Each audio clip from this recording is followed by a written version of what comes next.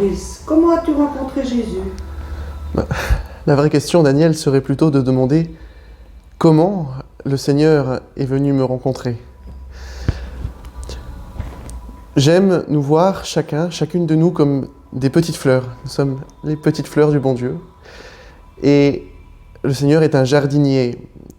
Et au début, un jardinier met une fleur quelque part, dans une terre qu'il trouve bonne pour elle, mais parfois, le Seigneur a besoin de venir la prendre et la mettre ailleurs pour qu'elle donne du fruit. Alors le Seigneur, moi, m'a planté dans une famille de tradition chrétienne, mais qui n'a pas vraiment donné sa vie à Jésus, hein, à part ma grand-mère, personne ne va vraiment à la messe, ou en tout cas va à la messe pour les grandes occasions. Enfin, bref, une famille classique française, on va dire, hein, qui a un peu mis de côté la religion. Voilà. C'est dans ce terrain que le Seigneur m'a planté. Mais le Seigneur a bien voulu me planter en Moselle. Et en France, la Moselle, c'est un territoire concordataire. C'est-à-dire que l'État et l'Église sont encore ensemble. Et de ce fait, à l'école primaire, j'avais une fois par semaine des cours de catéchisme. Au cours de ce catéchisme, on nous a proposé la communion, et donc toute ma classe la faisait, donc il n'y avait pas de raison que je ne la fasse pas. Et je me suis inscrit pour recevoir la première communion. Et puis au cours de cette première communion, voilà, ça a été une année très riche, mais bon, nous on était plus contents d'être avec les copains, de pouvoir faire quelques sorties, etc.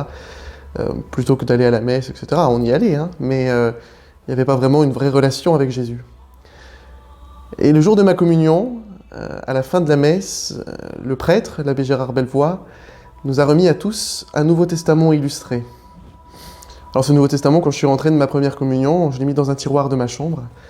Et puis il m'arrivait de temps en temps de le sortir pour lire quelques passages, voir un peu, voilà, par curiosité, disons. Et pendant longtemps, il est resté dans un coin de ma table de nuit. Et puis, j'ai grandi, je suis allé dans un collège catholique privé, où j'ai pu commencer à cheminer de manière un peu plus chrétienne,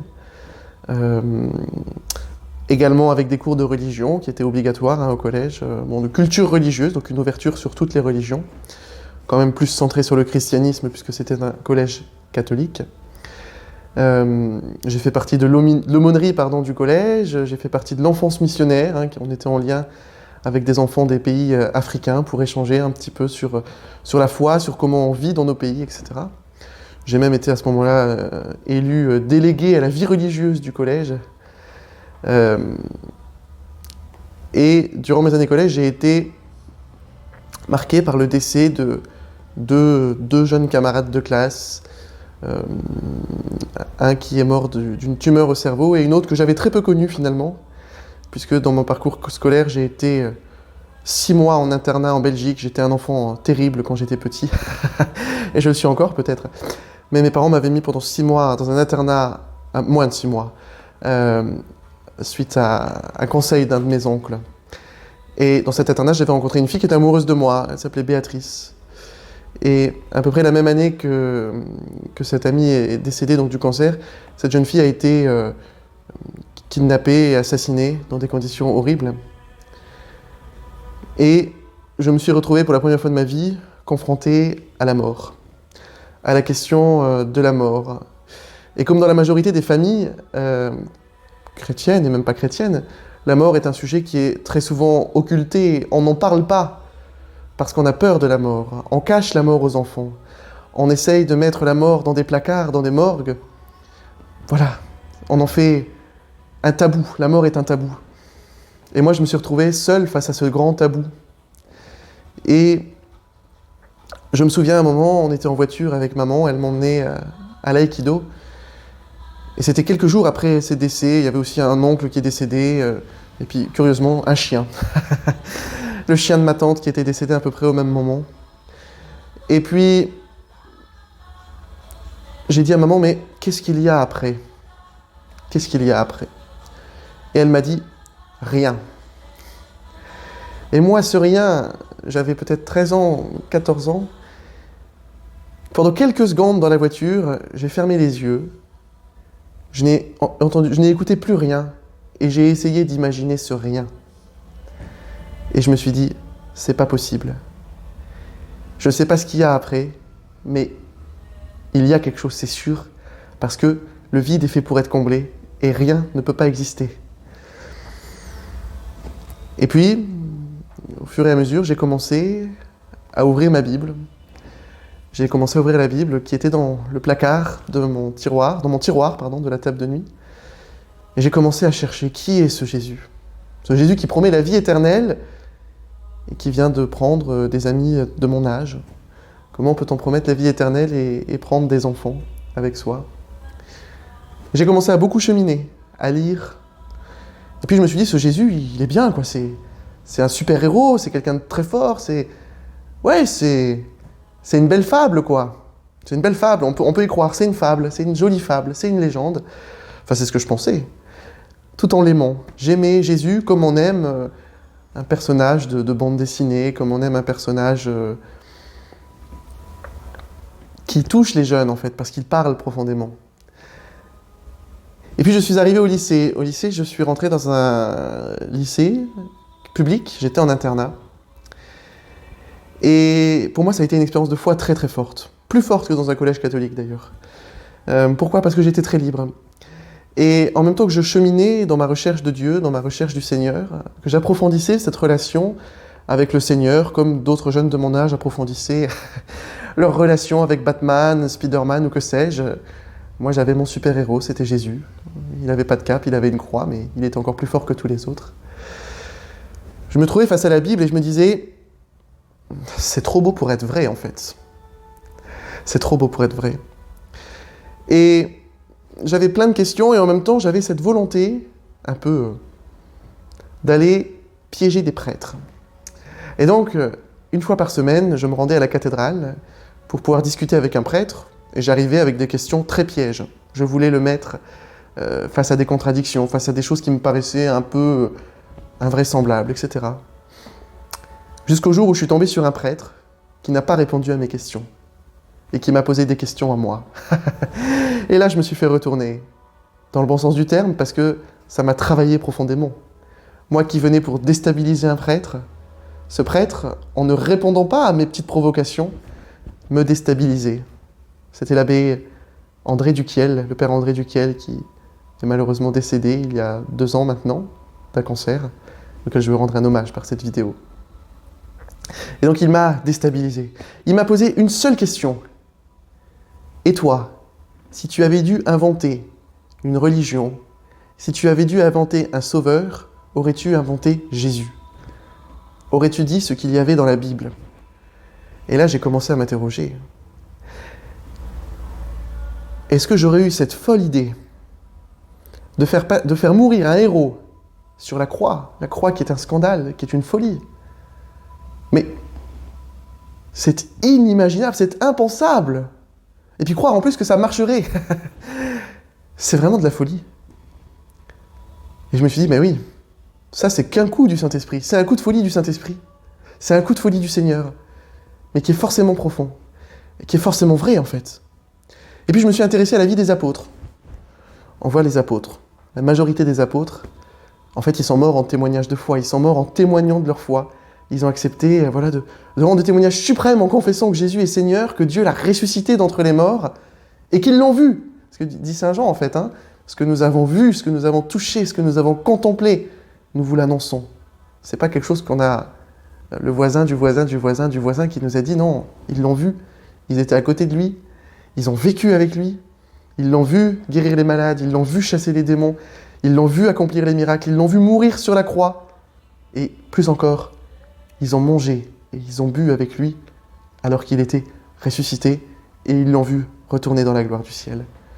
Et là, je me suis dit, soit ces hommes, ils étaient complètement alcooliques, totalement ivres du Seigneur, soit il y a quelque chose de plus profond derrière.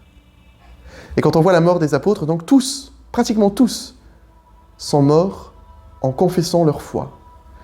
Et là, moi, je me suis dit, en fait, est-ce que je peux mourir, moi? Est-ce que j'aurais pu mourir pour un mensonge? Voilà.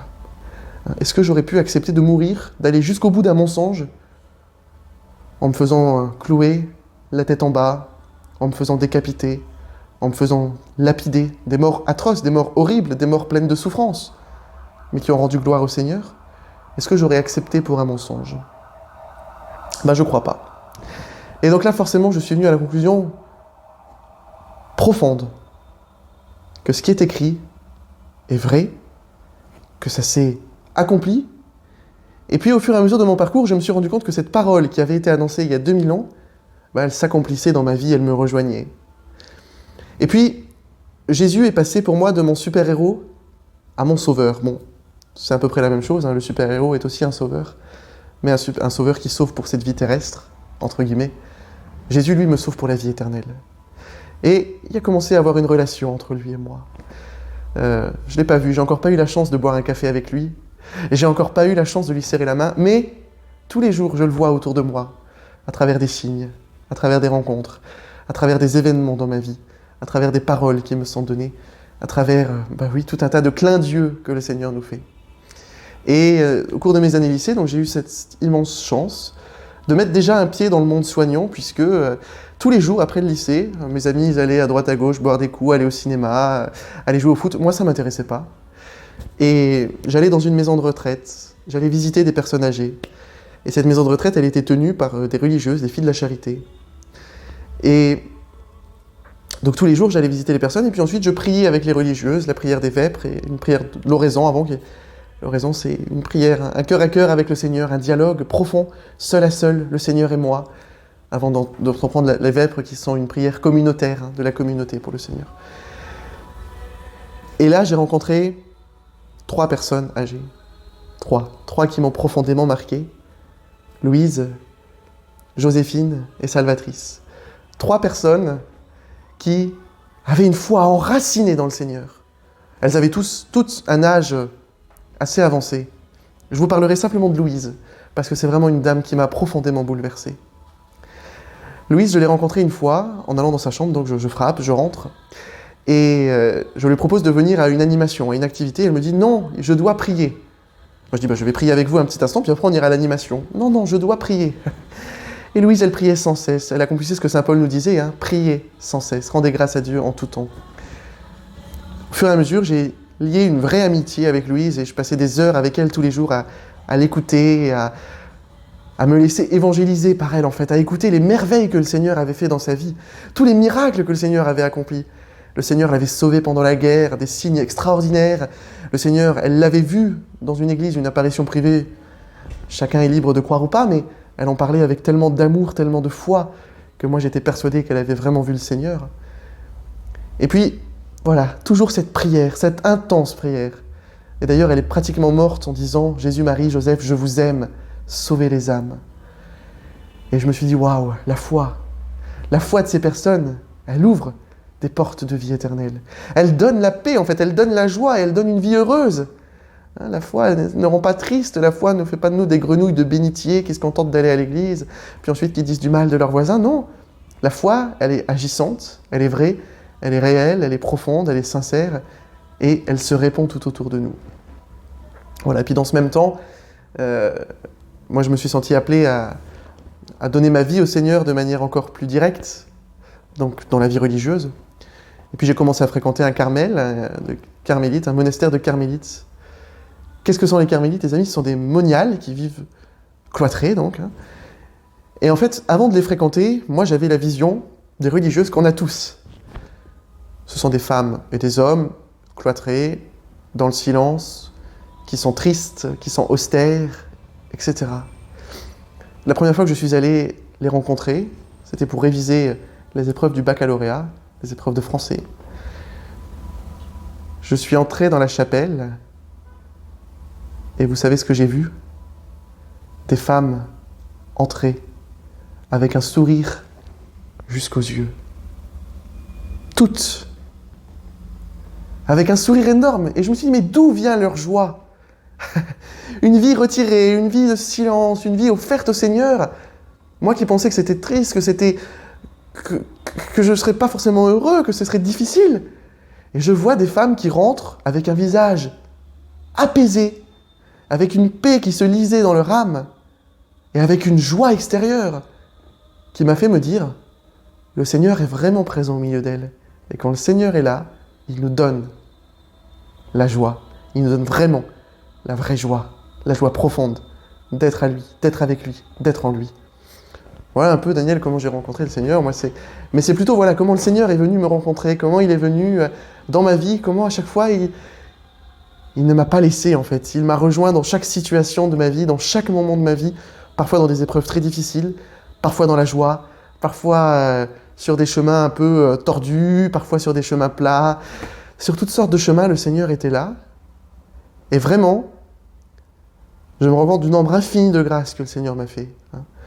Et pour moi, à la fois, ça pourrait être un signe d'orgueil. Je pourrais dire, le Seigneur me donne des grâces, regardez-moi, regardez-moi. Et en même temps, je me rappelle cette parole de saint Paul qui nous dit, là où la grâce a surabondé, le péché a abondé. La grâce surabonde là où le péché a abondé. Et le Seigneur met toute son énergie pour venir nous chercher, pour venir nous ramener la brebis perdue dans la maison du Père, et pour faire de nous ses amis. Voilà, c'est ça qui me marque profondément dans le Seigneur. C'est d'abord que je peux appeler Dieu Père. Ça, pour moi, c'est ce qui m'émerveille. J'appelle Dieu Père.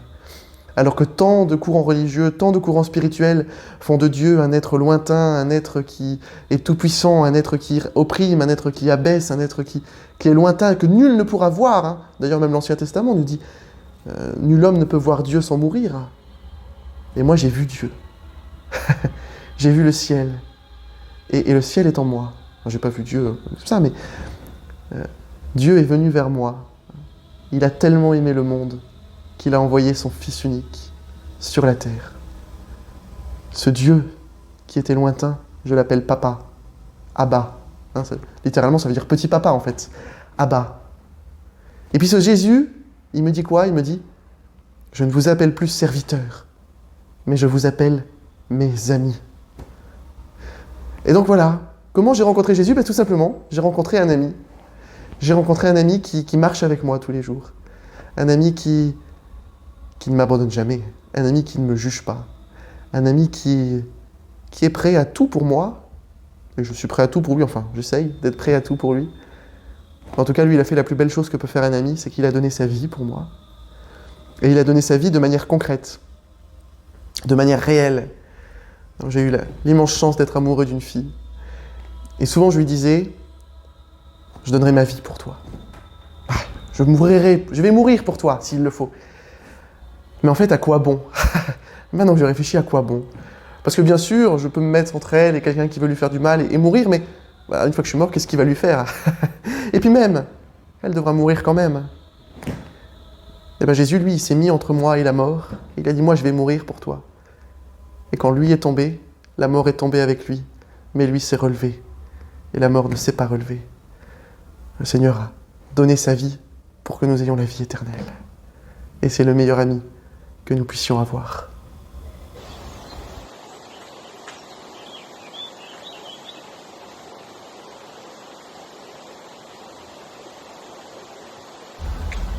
Deuxième question, de quelle confession es-tu, Bruce? Je suis de Jésus-Christ.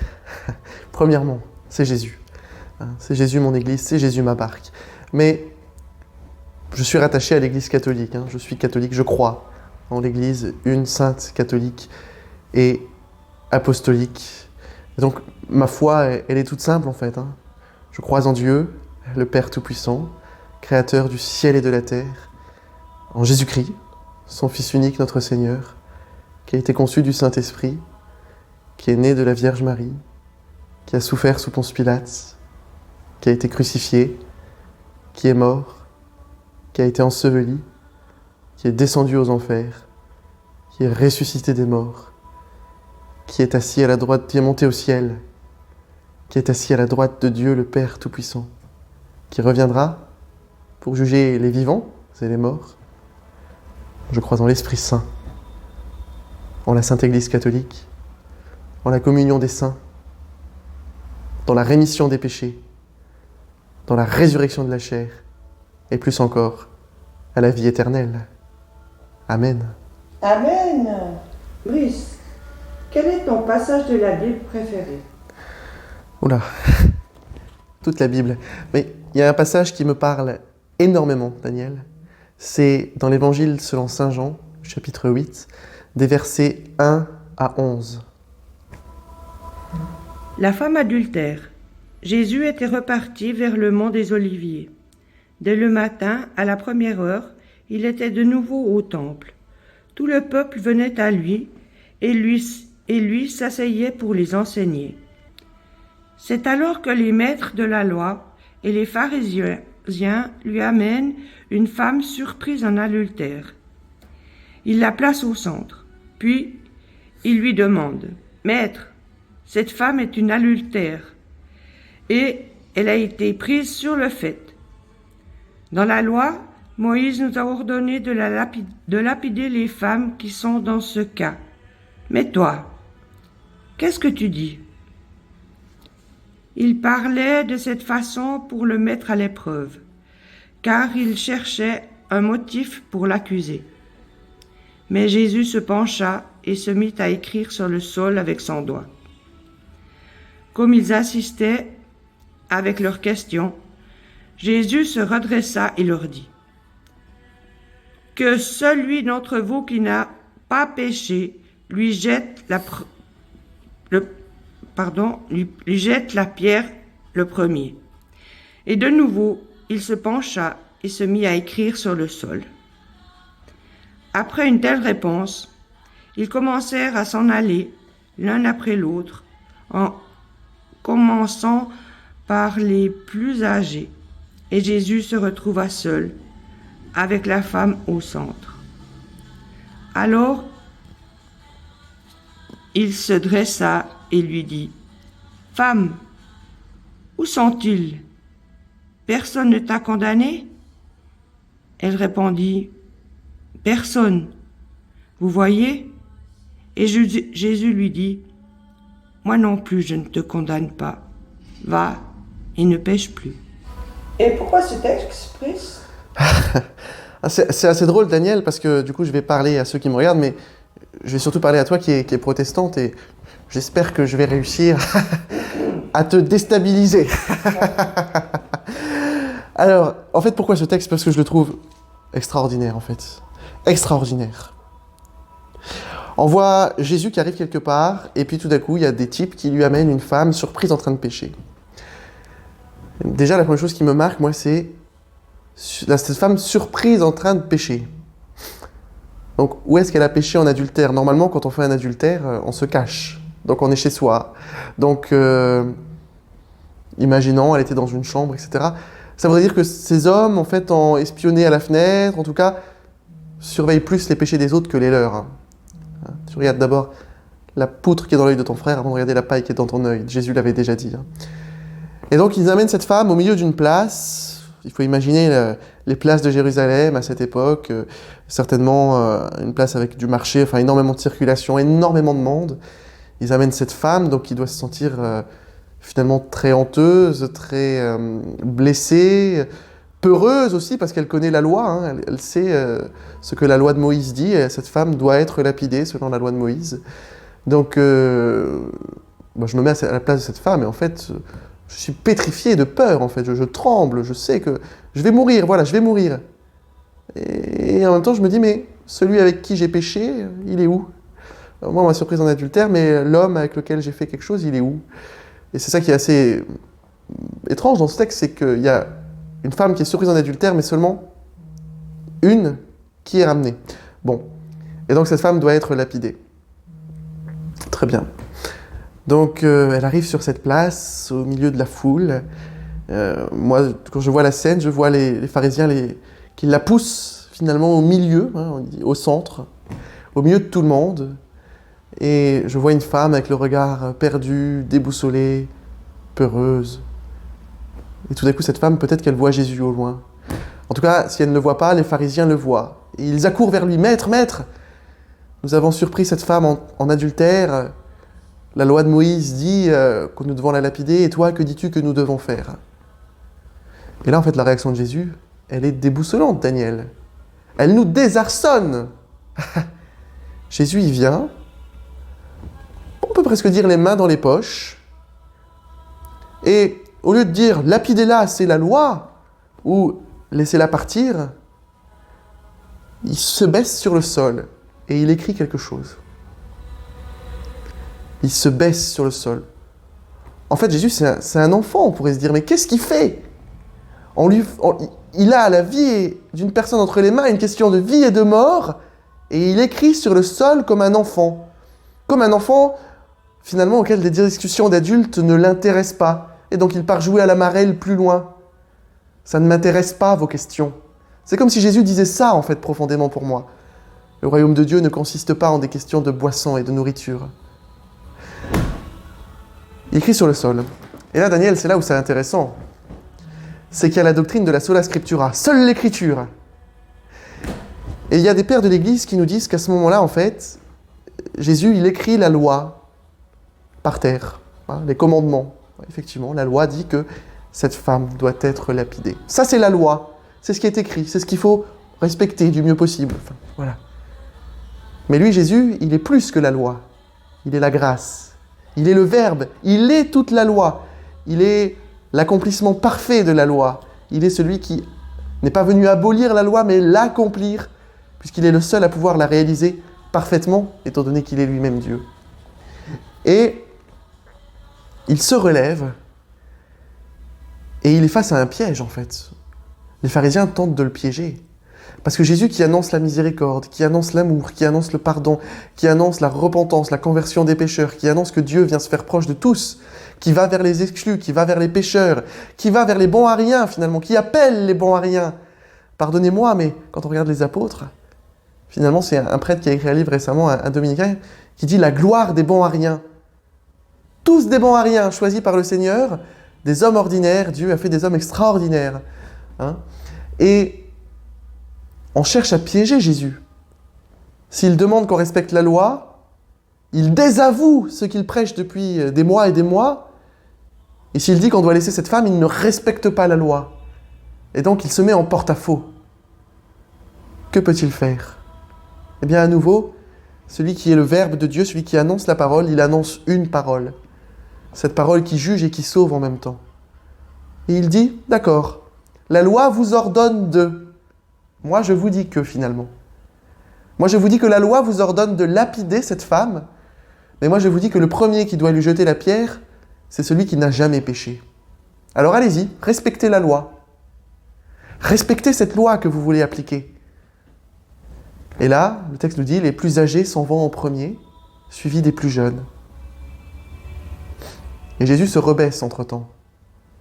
Et là, les pères de l'Église nous disent, en fait, Jésus, il efface la loi, il efface la sola scriptura, il efface seule l'écriture, et il nous établit dans l'ère de la grâce, il nous établit dans l'ère de l'amour, et on pourrait voir que Jésus trace un cœur autour de la loi, pour nous rappeler que Dieu est amour, qu'il aime tous les hommes, peu importe leurs péchés, peu importe les conditions dans lesquelles ils sont, mais Dieu les appelle à se relever. C'est ce que Jésus fera plus tard avec cette femme. Lève-toi et ne pêche plus, va et ne pêche plus. Et à mener une vie sainte, droite et juste devant le Seigneur. Une fois que tous les hommes sont partis, le texte nous dit encore, cette femme, elle reste au centre. Mais au centre de quoi ? Il n'y a plus rien. Au centre d'une place, peut-être ? Mais est-ce qu'elle était vraiment au centre ? Ou est-ce qu'en fait, elle était encore pleine d'accusations ? Est-ce que son cœur l'a condamnée encore, certainement ? Parce que son cœur savait ce qui s'était passé. Et son cœur, à mon avis, était bouleversé par ce qui venait de se passer.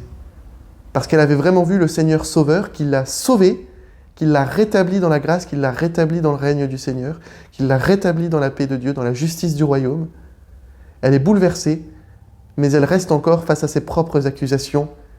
Elle reste encore face à ses regrets, face à ses remords, face à sa tristesse, face à ses manques de confiance, face à ses jugements, son propre jugement.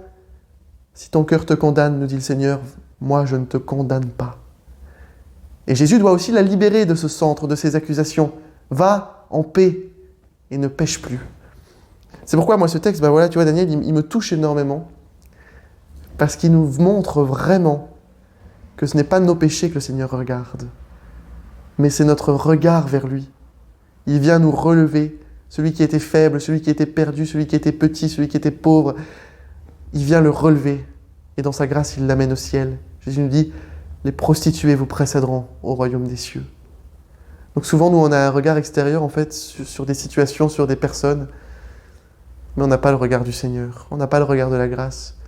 Et le Seigneur sauve ces personnes, peut-être même avant celles que nous croyons saintes, dans leurs actes. Parce que dans nos actes, on peut faire de belles choses, mais notre cœur peut être pourri à l'intérieur. Mais si notre cœur est donné au Seigneur, profondément, véritablement, et si nous confessons de notre bouche que Jésus est Seigneur, eh bien nous sommes sauvés. Amen. Amen. Parce que si tu n'as pas l'amour, tu n'es rien. Amen. Alors Brice, explique-nous, comment pries-tu sur le chemin? Tout d'abord, Daniel, la prière pour moi c'est une relation avec Jésus. C'est un dialogue, c'est une amitié. Finalement, c'est nourrir une amitié. Alors de la même manière que je vous parle par les réseaux, de la même manière que je parle aux gens que je rencontre, il faut bien que je nourrisse l'amitié que j'ai pour le Seigneur et qu'il a pour moi. Et donc ça commence par la prière qui est un dialogue personnel pour moi avec le Seigneur. Donc quand je marche, tout simplement, je lui parle, j'essaye de l'écouter. C'est pas toujours facile, j'écoute pas souvent d'ailleurs, j'ai tendance à plus parler qu'écouter. Ou à faire la sourde oreille, parfois. Mais voilà, je discute avec le Seigneur, oui, je lui dis ce qui se passe, je lui montre ce que je fais, je lui demande, souvent, je lui demande beaucoup en fait au Seigneur. Je dis, Seigneur, tu me trouves un endroit où dormir, tu me trouves un endroit où manger, tu me trouves des personnes pour que je puisse parler, tu me trouves ci, tu me trouves ça. Et le Seigneur me donne en abondance, il me donne le centuple. Donc la première prière qui est la mienne, c'est ce dialogue avec le Seigneur que j'essaye de nourrir constamment. Priez sans cesse, nous dit saint Paul. Soyez toujours dans l'action de grâce. La prière est une action de grâce finalement. Pour moi, c'est très important en fait. Le Seigneur est mon ami, c'est mon frère, c'est mon ami. Et donc je dois être en relation avec lui. Et puis ensuite, comme petit frère, eh bien je prie le bréviaire romain, le prière du temps présent, qui sont les offices liturgiques, les laudes, milieu du jour, les vêpres et les complis, qui sont des temps dans la journée, à peu près 1 heure par jour environ, sur l'ensemble, qui sont des moments où je prie en communion avec toute l'Église, puisque ces textes-là sont priés universellement dans toute l'Église universelle, dans tous les pays du monde, ils prient ça. Pas toujours dans la même langue, c'est vrai, mais c'est exactement les mêmes textes qui sont priés exactement, presque au même moment, partout sur toute la terre. Et donc ça me met en communion avec l'Église universelle. Et ça me fait porter aussi, quelque part, tous ceux avec lesquels je chemine, puisque ma prière, elle est pour moi, mais elle est aussi pour eux. C'est un sacrifice de louange que j'offre au Seigneur, voilà, dans une prière d'intercession pour le monde, pour l'Église, pour le monde, pour moi, et pour ceux qui me sont confiés, donc pour vous tous, qui me confiez des intentions de prière, qui me suivez, etc. Et ensuite, évidemment, j'ai la prière du chapelet, quotidiennement. Tenir la Vierge Marie, méditer sur la vie du Christ avec la Vierge.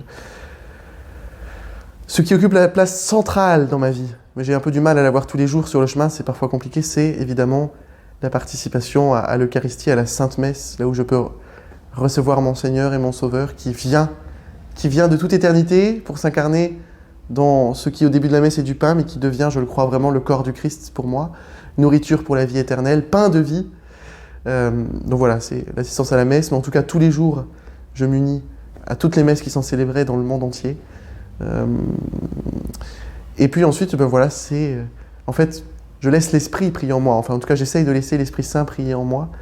Et donc, je n'ai pas un manuel de prière, en fait. C'est vraiment une relation avec le Seigneur, vraiment l'Esprit Saint qui me dicte. Là, il faut prier. Là, il faut dire ça. Là où, voilà, c'est vraiment quelque chose de très simple, en fait.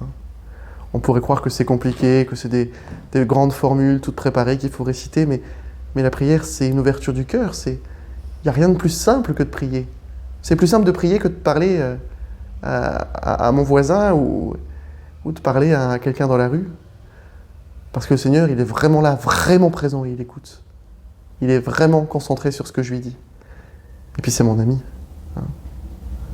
Voilà. Merci Brice.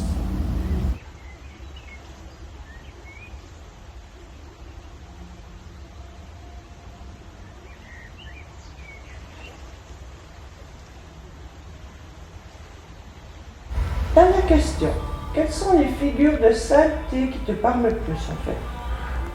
Voilà. Premièrement, c'est Jésus, évidemment. C'est Jésus qui est saint et qui peut nous rendre saints, donc c'est Jésus. Et pour moi, les saints sont des amis du Seigneur, sont des amis de Jésus. Alors, après Jésus, je dirais qu'il y a Sainte Thérèse de l'Enfant Jésus et de la Sainte Face. une petite moniale carmélite qui est morte à 24 ou 25 ans, qui me parle énormément. Je suis très proche de la spiritualité du Carmel, en fait, mais plus particulièrement de Thérèse. Thérèse, elle nous ouvre une petite voie, la petite voie de la confiance. Elle dit, il suffit de faire confiance, le Seigneur fera le reste, finalement. Faites confiance. Et puis Thérèse, elle dit quelque chose que je trouve merveilleux. Dis-moi, si j'avais commis tous les péchés du monde, je garderais la même confiance, parce que je sais bien que c'est une goutte d'eau dans un brasier d'amour du Seigneur, et dans un brasier d'amour et de miséricorde, et que cette goutte d'eau, elle ne peut pas effacer, elle ne peut pas éteindre le brasier de l'amour et de la miséricorde. Et moi, quand je regarde ma vie passée sans le Seigneur, et même avec le Seigneur un peu, je dis, Thérèse, moi, j'ai commis presque tous les péchés du monde.